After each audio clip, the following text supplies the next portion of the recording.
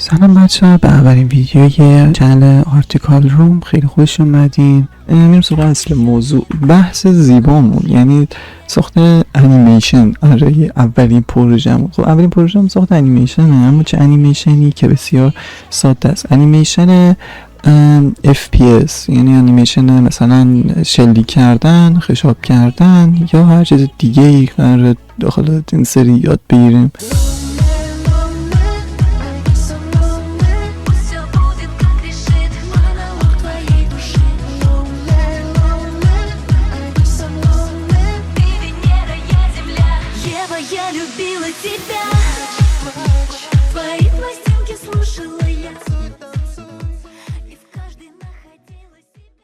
همین کاری که میکنیم میرین وارد سایت اسکچ فاب، اگر درست میگم اسکچ فاب میشین و مینویسین مثلا پیستول یا پیستول objecto DAEN اگر اشتباه نکنم. اینا چیز دارن. اوکی، سکن اینایی که اصلا میبینین این شکلی رو دانلود کنیم معنیش این که مگزین داره، این خشابش تکون میخوره و اینا که کارتون راحت تر و سریع تر بشه.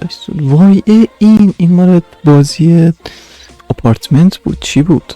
همون در واقع ما مدل پیستولون انتخاب میکنیم. خب مثلا این هند خوبه، ما همین دست رو دانلود میکنیم. بعد دقت کنین که فرمت چیه. مثلا هند به ما یه فایل بلند داده، اون یکی فکر کنم آبجکت داده. خب پس ما فایل بلند رو از همینجا باز میکنیم، دبلیو میکنیم، بازش میکنیم. یعنی نیاز نیست خیلی زحمتی بکشیم.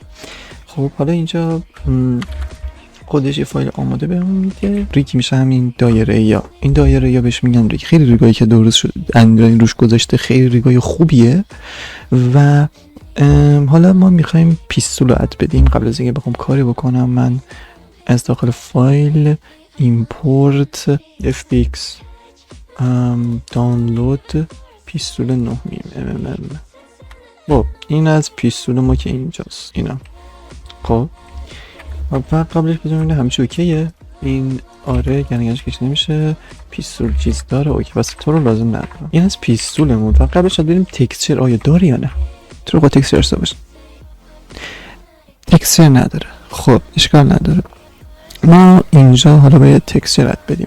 چجوری تکسچر اد میدن؟ میریم پایین توی بخش متریال روش کلیک میکنین و میرین پایین.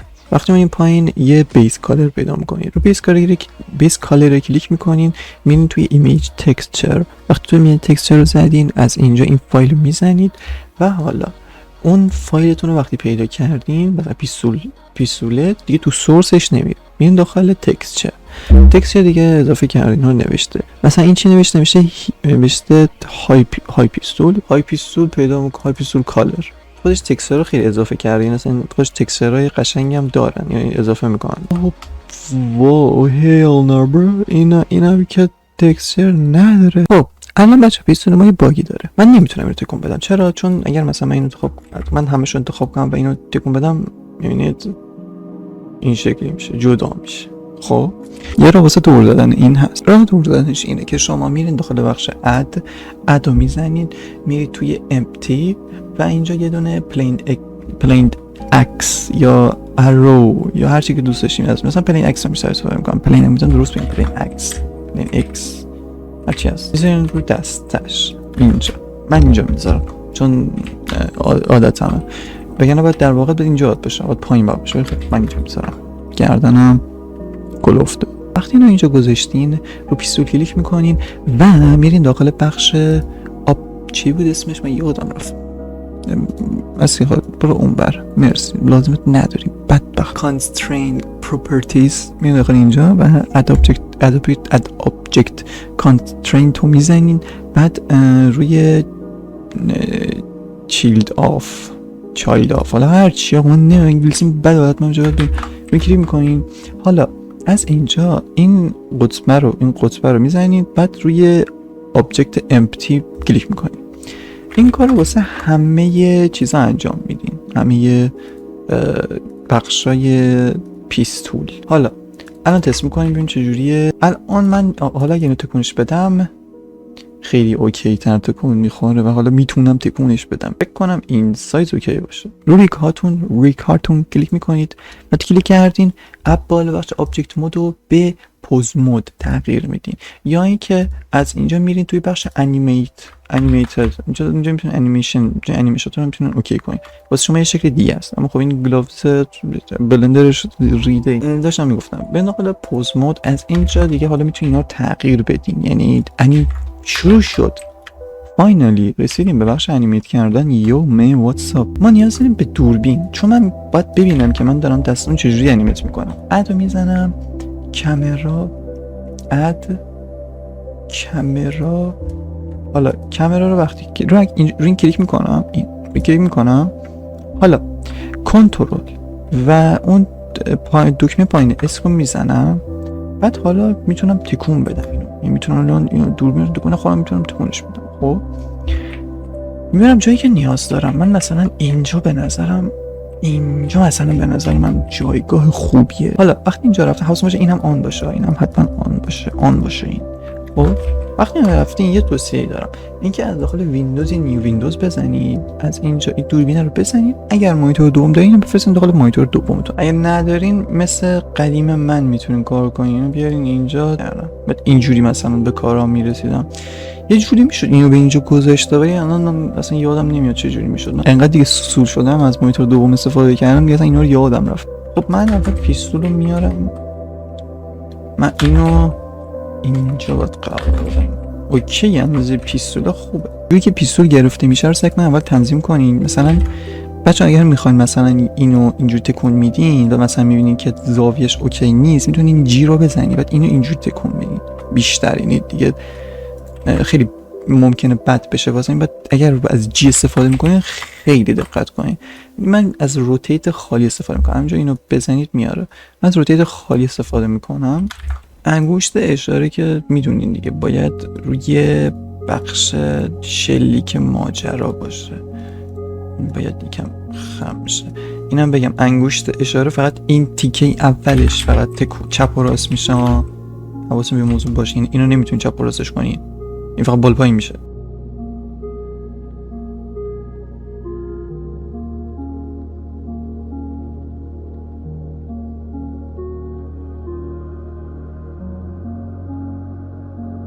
وقتی این پیستول کامل خوب گرفت، حالا میریم سراغ بخش بعدی. شما یادتونه اول ما چیکار کردیم دیگه؟ ما یه آبجکت امپتی گذاشتیم. این آبجکت امپتی رو روش کلیک میکنی، بعد اینجا اد آبجکت از داخل بخش object constraint properties میزین داخل اد آبجکت constraint نمیدونم چه پرت چلت آف میکنید. بعد اینجا حالا این بخش آرمیچر یا همون بخش ریگ رو انتخاب میکنید. حالا ما اینجا باید هند بزنیم. خب اینجا سرچ میکنیم هند. بخشی که الان اوکی شده اینجا هند. ما هند رو میزنیم. حالا باید بگیم که آقا این هند لفته، این هند سمت چپه یا راسته. این سمت راسته. بعد پیستول قیب میشه. واسه رفع این کار لازمه set inverse رو بزنید. وقتی زدید حالا پیستول برمیگرده. اما با چه تفاوت؟ با این تفاوت دیگه پیستولتون سته. یه پیستولتون اینجوری نگاه واه چرا خفا. او مای گاد همین انیمیت کنم اونجوری بعد مثل کالافش کنم. یعنی این چیزش، این پیستولش این شکلی باشه، پایین باشه، این جوری. خیلی دیگه رفت سمت اون و یه روی کشتر شو پایین. خب اینم اینجوری. آره این شکلی بگیردش. دقیقا این کالاف. فقط شما دوتا یکم بیاین این ورتر. بذار بخش بعدی دیگه ریگه نیاز نیست این دستا نیاز نیست این دستا کار کنم چون اصلا تو دید نیست، اما به هر حال من انجامش میدم. خب الان این بخش چیز دومش هم خیلی بد شد. خدامت خیلی سعی کردم نشد این انگوشت صاف کنم. این انگوشت کج مونده، تقصیر مدله. آقا دیگه بپذیر اینو از من. یه همچین شکلی میگیره، به این شکل میشه، شبیه کال آف دیوتی شده. خب اینا اوکی شدن، کیفریم ها ست شدن، خدا رو شکر. حالا ما این فریم ها رو که میبریم جلوتر،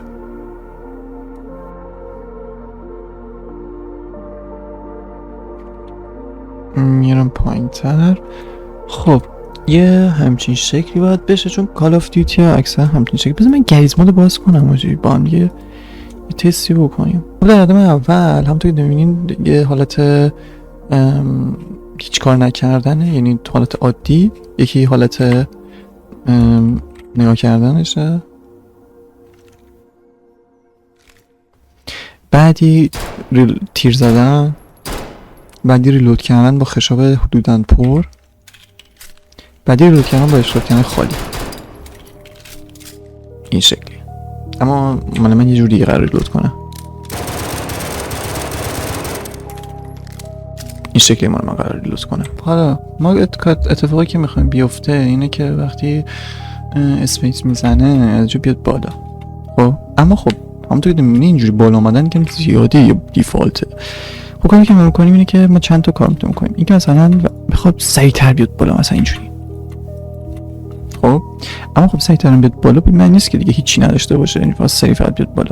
مثلا میتونیم کار کنیم که این پایین باشه، این شکلی بیارتش بالا، به این شکل.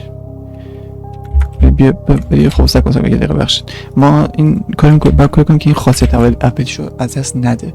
خب پس ما کاری که میکنیم اینه که اینو توی کیفریم مثلا 20 وی کنترل وی میزنیم، این میخواد بیاد بالا، به این شکل بیاد بالا.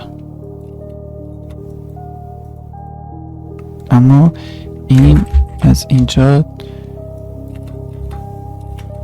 بالاتر بره.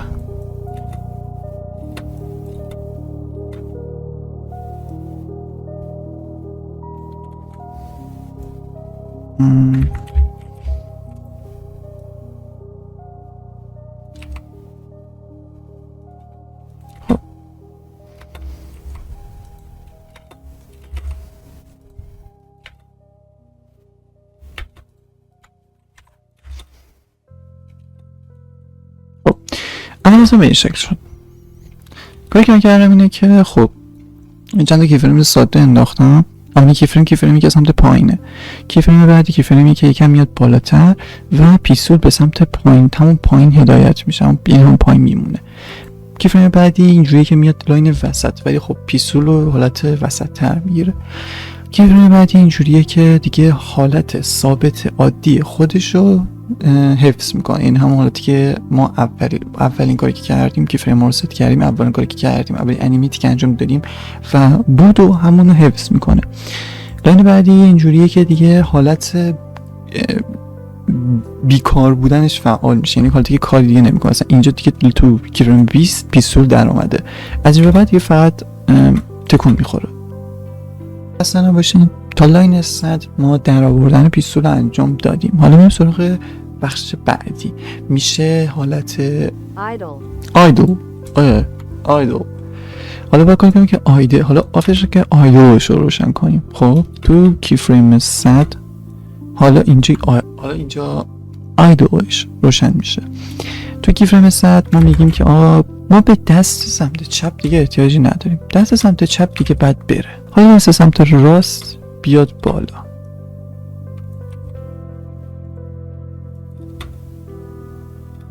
حالا یکم میام جلوتر،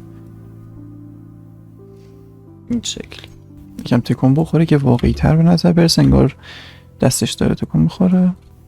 ثانیه بعدی به پشتش اینجوری و اینجوری دمی پایین تر. حالا ما میم اینجا وقتی کارمون تمام شد، اون یکی دست شما تا اینجا کیفریماشو ست میکنیم، آی میزنیم، حالا اون دست کیفریم 100 رو کپی میکنیم توی کیفریم مثلا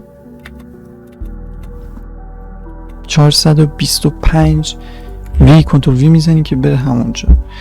از اون طرف اون یکی هندم به همین شکل میریم داخل کیفریم 100.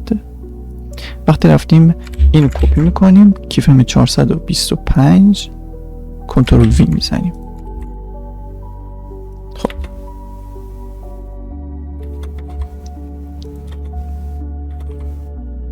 میتونیم مثلا کار کنیم که انگشتش مثلا بیکار نمونه، مثلا این یه دونه یک کاری انجام بده. مثلا وقتی میاد بالا این میاد اینجا، این من کیفرمش رو ست کنم آی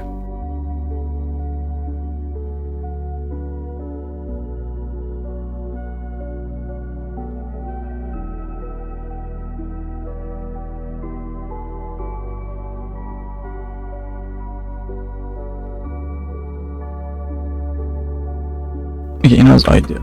خب اینم اوکی شد. حالا میریم سراغ بخش بعدی. بخش بعدی میشه جلی کردن. کلمه کنجد خیلی خوشمزه است. خب اوکی وقتی اینجا وایساد حالا اینجا اینجوری میشه توی چند فریم. وای رو ماسم ست نیست. چند فریم؟ مثلا 5 فریم اینجوری بشه.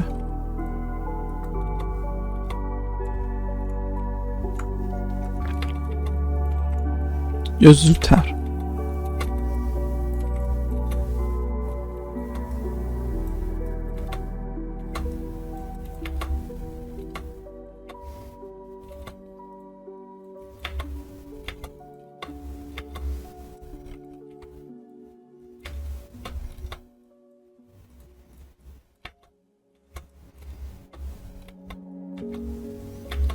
خب این گم اینجا بتر. اوکی.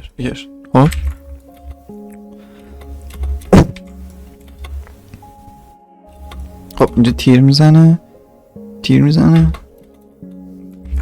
یه دونه دیگه تیر بزنه. ما تا اینجا باید بریم سراغ بخش آبجکت مود. حالا تغییراتی به قول پیستونمون انجام بدیم. خب وقتی اینجا شروع میکنه به شیدی کردن، خب همه میدونن که یه این چیزه باید بیاد پایین. خب اولش من اینو یه آی لوکیشن خب اینجا باید بیاد پایین. خب اوکیش اینجا باشه. خب بعد که شلیک میشه. خب این یه بار شلیک شد. بعد که شلیک میشه اینجا هم شلیک شد. بعد دیگه که اینجا هم شلیک شد. خب هم میدونن دیگه بدون با این کلنگدن رو سرش اینم تکون میخوره. کلنگدن بهش میگن چی بهش میگن نمیدونم. خب وقتی اینجا تیر میزنه این تیر میزنه. خب اینجا لوکیشن تو تنسکیر میاد بالا تا اینجا. دقت میخواد. خب همه چی اوکی. خب حالا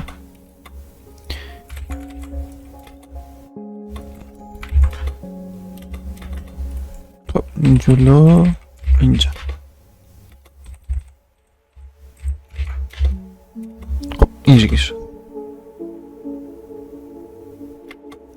نمیخواستم پشت سر هم بزنه. یه یکم طول داره میکشه. خب دیگه پشت سر هم نمیخواستم بزنه. میریم سراغ بخش خشاب کردن اسلحه.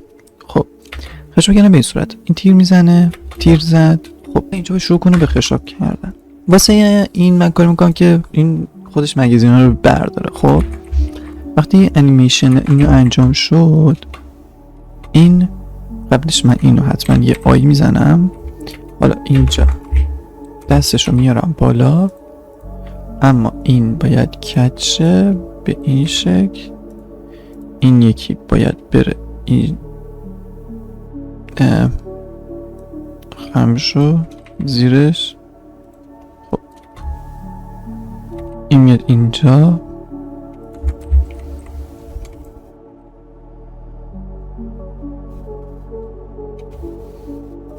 خب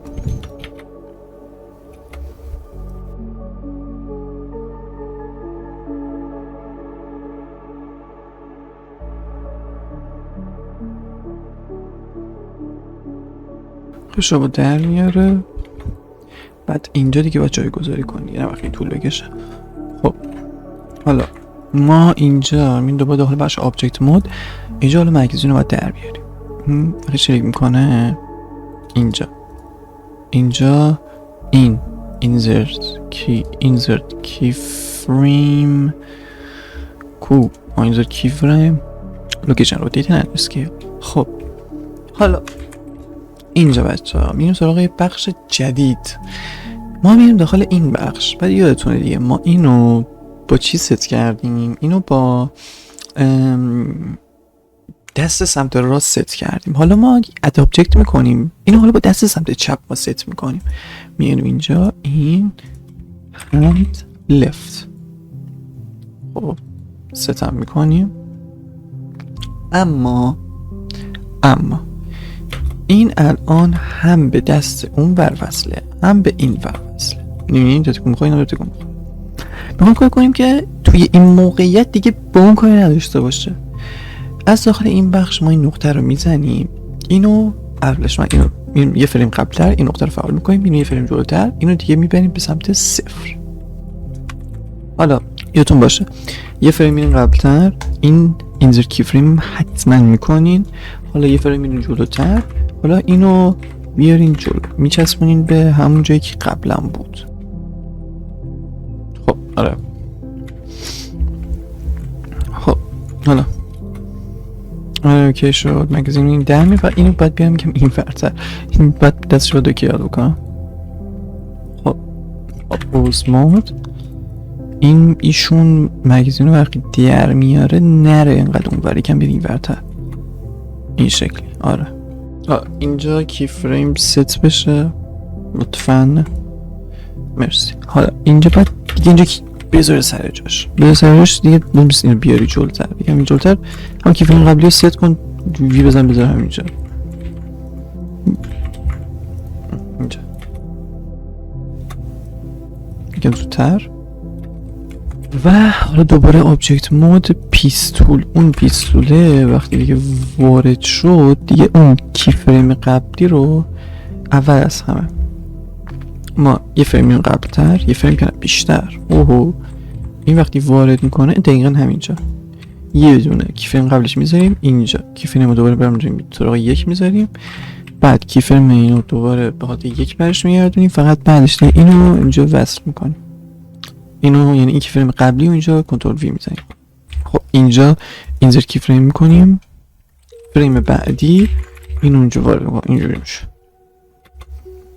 الان دیگه این 0 شده، این 1 شده. الان دیگه با دست سمت چپ دیگه الان دیگه کاری نداره، میره سراغ بخش دست سمت راست. خب پوز مود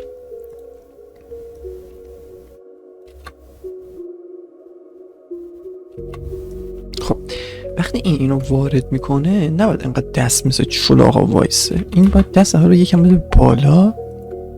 بعد وقتی اینو وارد کرد دیگه دوتاشون با هم دیگه بکنم گریزمات باید باز باشه. کمک میخوام گریزمان نیست. آها دیدینی پس اینجوریه، اینجوری کار میکنه. این مگزینش باید تو وسطاش بره بعد یهو میزنه بالا. فهمیدم چیکار کنم. اول من چیزا رو باید سریعتر باید بکنم. این باید سریعتر پیش بره دوست عزیز. حالا بعد این اینقدر نباید صبر کنی دوست من. اینجا شما اینجا تا وسطاش میری، یعنی تا اینجا میای. خب جلوتر که میری یکم میری پایینتر، جلوتر پایینتر بری. خب بعد یهو درست دارم میرم دیگه، درست آقای گریزمات. این کجم میشه. خب پیسول یعنی کجم باید بشه. میره اینجا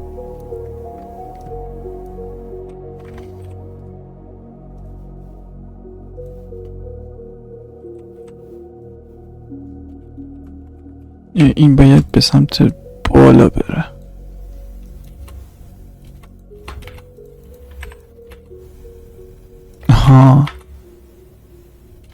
پشم خوب شد. این مگزو در میاره دوباره میسازه. نه دوباره این میره یه چند ثانیه عادی. بعد اینجا دوباره شروع میکنه به یه تیر زدن، اما این تیره دیگه تیر نهاییه. کجاست؟ اینجاست. تیر نهایی.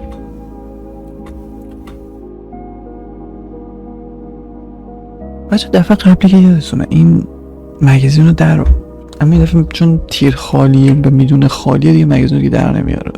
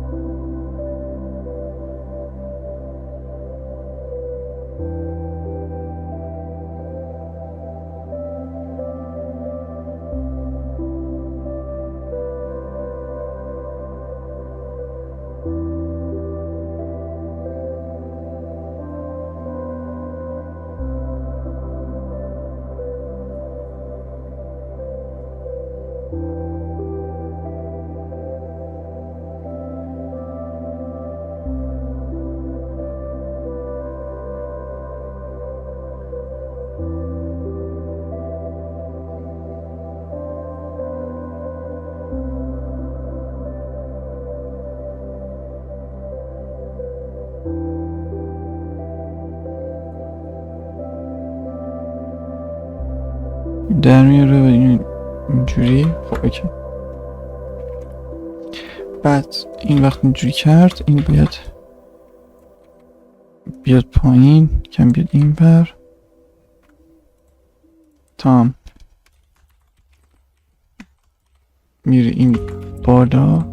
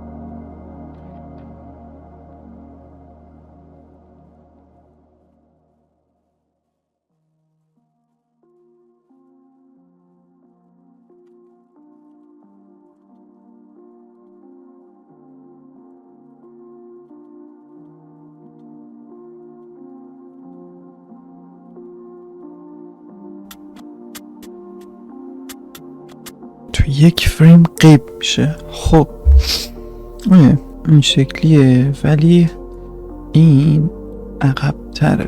این گلگه داره میکشه تو یک فریمی که این میاد اینور، این باید بره جلو. این شکلی اینو میکشه، باید زود داره کشیده میشه.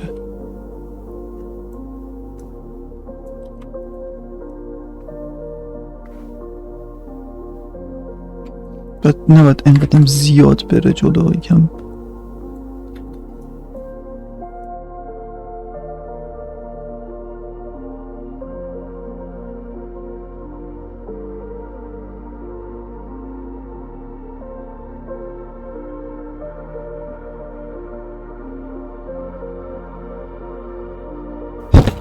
میریم سراغ بخش دوباره object مود. این چیزی شما فیکس نکردیم، اگر دقت کرده باشین که مطمئنم، نمیدونم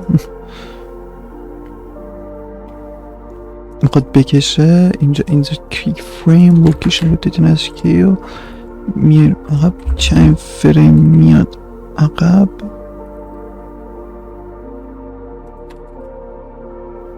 که داره جر میخوره پیستول.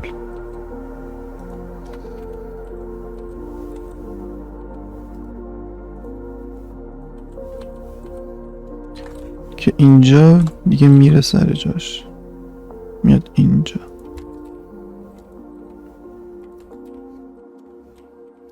از این برم درسته، از این برم درسته. حل فیکسه.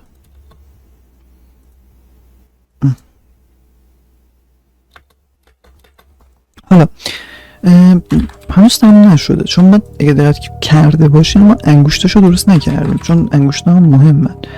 اینجا وقتی مگزین رو وارد میکنه همه چیز اوکیه، اما اینجا توی این صحنه بهتر همه چیز رو ما یه اینسرتی بکنیم. حالا اینجا وقتی دستشو میاره بالا بهتر به استقالش دست، وقتی میره اینجا بهتر من حواسم به این موضوع باشه که انگشتاش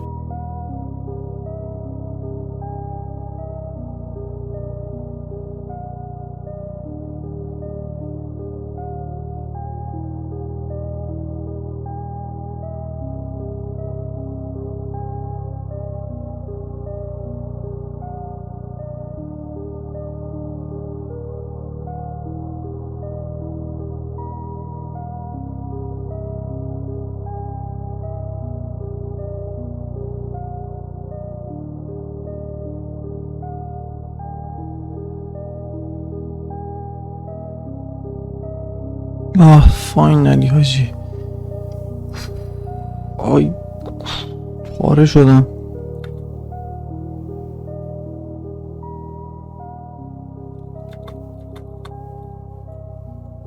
اما فاینال نشونتون میدم. من به سراغ آخرین صحنه که میبینید از چیزی که ساخته شده توسط خودمون، ببینیم چیکار کردیم، چی پختیم.